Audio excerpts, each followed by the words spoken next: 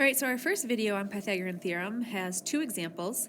So we're just going to follow Pythagorean Theorem, which is a squared plus b squared equals c squared. My equal signs are just very sloppy. Okay, that plus sign is very sloppy too, but you guys know what it is.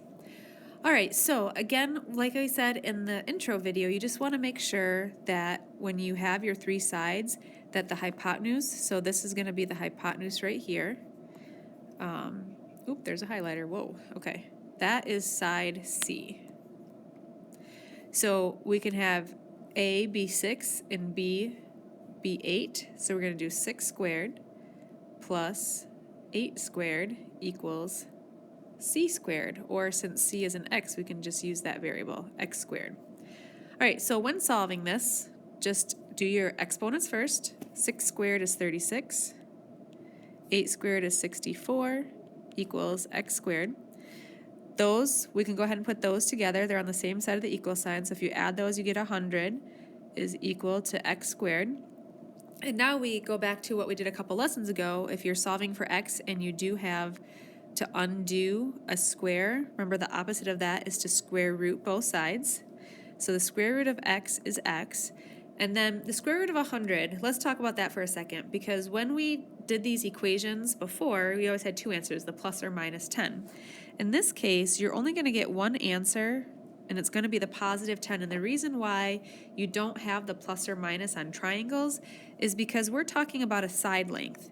You know, side x can be 10 inches long, but could it be negative 10 inches long?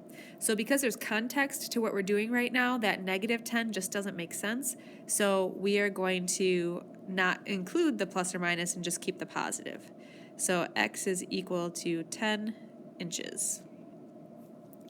All right, well that one wasn't too bad. Let's take a look at the next one. So which side is going to be your c value? Find that hypotenuse. So here's our hypotenuse right here.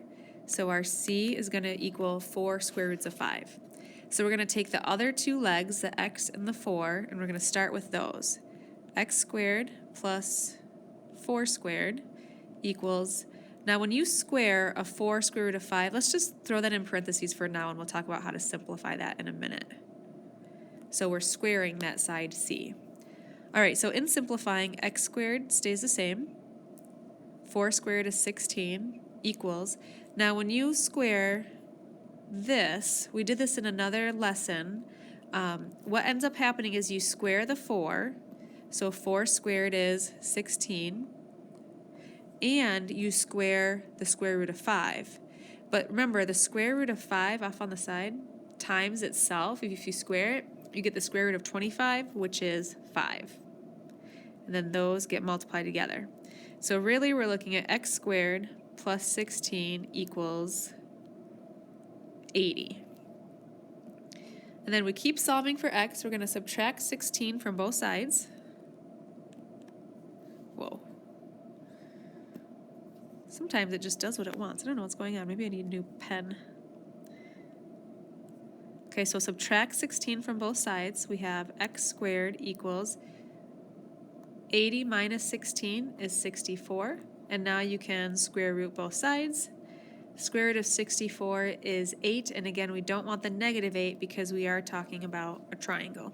And then let's just double check. Do we have any units on this triangle? Because we do not, we're okay with just saying that x equals 8 as our final answer.